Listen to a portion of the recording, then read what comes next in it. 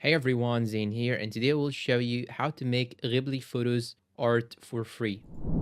This is the best method, and what you need is to simply go and create ChatGPT email and make sure that you have GPT-4 at least. After that, you should grab the image. So I will get this cat here, for example. Then I will give you a prompt in the description. You just have to copy it and put it below the photo. I'll put the prompt just right here. This is the prompt. I will hit the enter. Then it will take about 1 to 2 minutes till it turn it to Ghibli version or Ghibli version.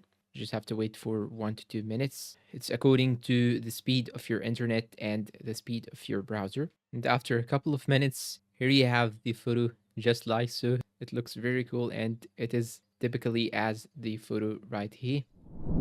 And that's all for today. If you find this video helpful, please don't forget to support us with like, subscribe, comment, share. Thanks for watching and see you in a new video.